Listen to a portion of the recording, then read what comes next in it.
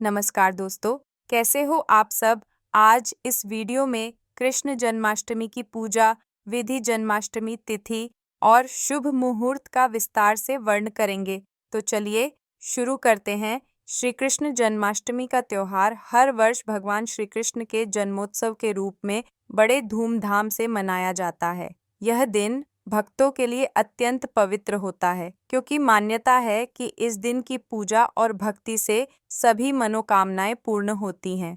जन्माष्टमी के अवसर पर की जाने वाली पूजा में कुछ खास नियम और विधियां होती हैं, जिनका पालन करने से पूजा का प्रभाव बढ़ जाता है और भगवान की कृपा प्राप्त होती है। इस दिन व्रत रखना, भगवान की प्रतिमा या चित्र की आराधना करना और श्रद्धा से भजन कीर्तन करना बहुत महत्वपूर्ण होता है। साथ ही पूजा के दौरान शुद्धता और सादगी का विशेष ध्यान रखना चाहिए। जन्माष्टमी के ये नियम न केवल पूजा को सफल बनाते हैं, बल्कि मन और आत्मा को शुद्ध कर अगले साल तक सुख समृद्धि का आशीर्वाद भी देते हैं।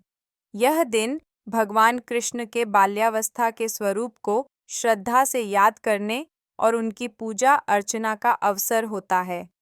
इस दिन भक्त व्रत रखते हैं और पूरी भक्ति के साथ श्री कृष्ण की पूजा करते हैं। कृष्ण जन्माष्टमी की अष्टमी तिथि 15 अगस्त को रात 11:39 पर शुरू होगी और तिथि का समापन 16 अगस्त को रात 9:24 पर होगा।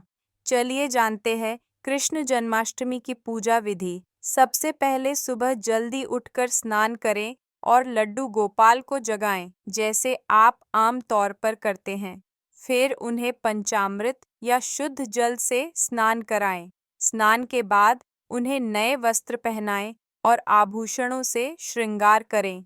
इत्र लगाएं, क्योंकि यह लड्डू गोपाल को प्रिय है। बांसुरी दें और मंदिर में या अपने पूजा स्थल पर आसन लगाकर पूजा शुरू करें। उसके बाद गौ माता का पूजन करें और दीपक जलाएं। मंदिर को फूलों से सजाएं और तुलसी का पत्ता डालकर भोग लगाएं। याद रहे, जन्माष्टमी के दिन तुलसी पत्ते न तोड़े। तुलसी के पत्ते आप पहले से तोड़कर रख सकते हैं। धूप और दीप जलाएं, चंदन और चावल समर्पित करें। लड्डू गोपाल को माखन मिश्री का भोग लगाएं। यदि माखन मिश्री उपलब्ध नहीं है तो कोई भी मिठाई, फल या अन्य भोग लगा सकते हैं।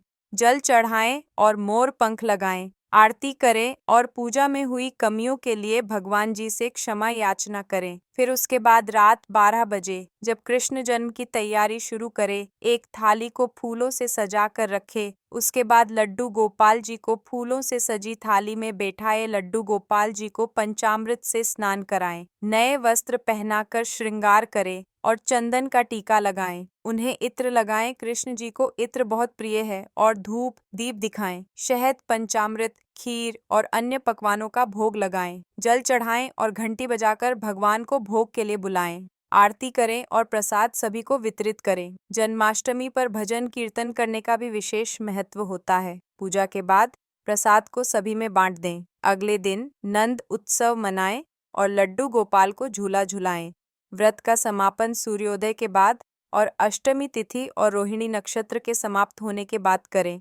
जन्माष्टमी न केवल भगवान कृष्ण के जन्म की खुशियों को दर्शाता है, बल्कि जीवन में धर्म, नैतिकता और प्रेम के उच्च आदर्शों की भी प्रेरणा देता है।